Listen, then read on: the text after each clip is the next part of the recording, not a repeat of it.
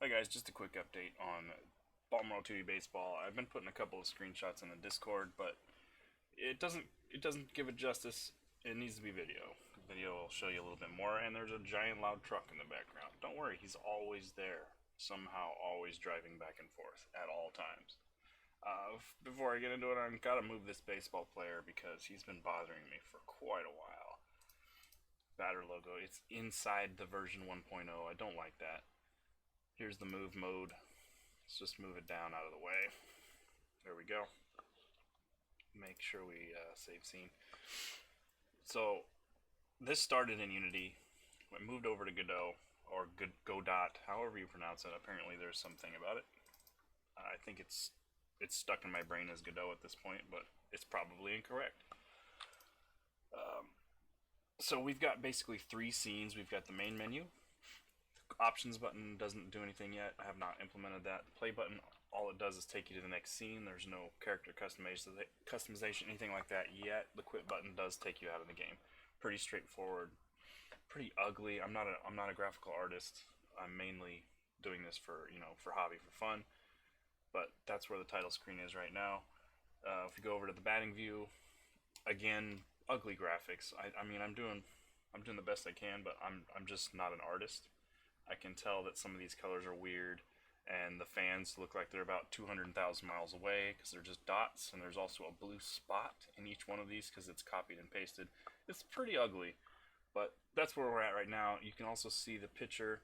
He's in a rectangle because I haven't created my own from-scratch animations, but I wanted to have some placeholders in there to work on some of the programming aspects.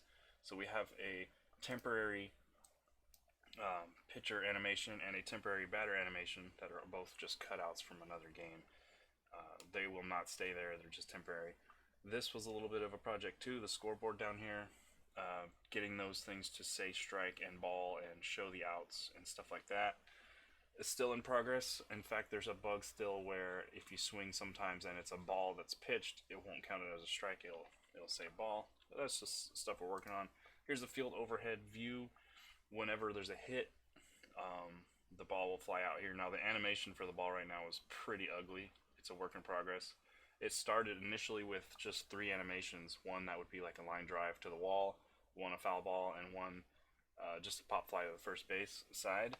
But what I figured out was that if I just do animations for every single type of hit, that's going to be, even if I do 20, 30, 40 different animations, it's going to be too predictable. Players are going to start remembering where the ball was hit, and it's not random enough.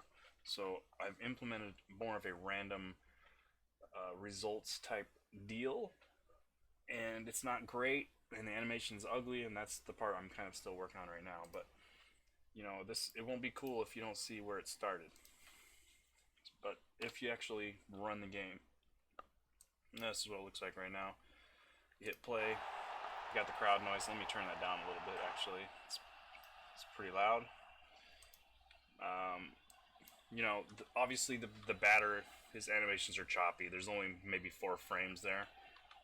Along with his swing, it's a little bit choppy. That's all stuff that can be easily fixed, but you can move him around. He is in the batter's box. The pitcher throws the ball. It's a little wonky, you can tell, but the ball does fly in there and it does count it as a strike, if it's a strike. It took a good while to figure out how to just have it so that once the pitcher's windup is done, the ball will go. It's just some tricky stuff going on here. But it does work, and the pitch result at the top, all that is wow, we got this Balmoral in the background. It's strange. Let me start this over. That was odd. Yeah, it's still there. Huh, I didn't even notice that before. That's messed up. So there's another bug. But the pitcher does throw the ball. Different pitch results here are just different parts of the strike zone that you can't see that I have, labeled invisibly, I guess. But you can hit it. Now, if you swing too early, it won't count. It's right now based on the animation frame, where the animation of the ball is. If you swing at the correct time, that's when you will get a hit. I'm not sure if that's the best way to do it, but that's where it is right now. So let's just try to get a hit here.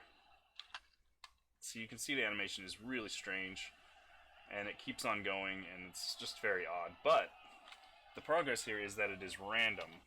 So if I were to hit it again, let's go ahead and launch it again.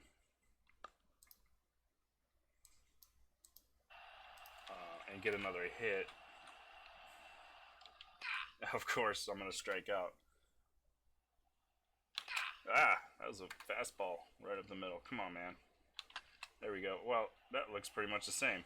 Let's try again. It is randomized, but it's based on the coordinate XY system, and there's... Wow. Come on, give me something. Give me something I can hit. There you go. Let's see. The shadow meets the ball very strangely, but you can get random hits. Now, getting other things involved as far as the outfielders and the base runners and stuff, that'll come with time. Right now, I just really want to get a very solid view of a very solid batting, basically, simulation, and we're not there yet. So I'll continue to work on that. Other nights, you guys are welcome to join me on this project, especially if you're a coder or a graphic artist. Obviously, you can see that I'm in desperate need of a graphic artist. If you can look at this city here, it's pretty ugly. Oh, I can see actually the problem right here. Somehow I accidentally moved that whole batting view. Let's move that back up inside the blue square. And let's see if that fixes our issue with the title showing behind the screen. Let's go ahead and save. That should do it. Now it looks more normal. Now there's a lot of blood, sweat, and tears that went behind just this simple stuff right here. But there's a lot more to go. If you're interested in learning Godot or helping out with graphics, these are really interchangeable. Such as this this background here can be just edited directly. You can see it's pretty much a straight line across, and that file can completely be changed independently pretty easily. Same with the field and everything else. Pretty easy to exchange stuff around. But that's how it looks right now. Thanks for watching. If you guys are interested, just leave a comment or something. And if you have specific questions, do the same. I'll see you guys later.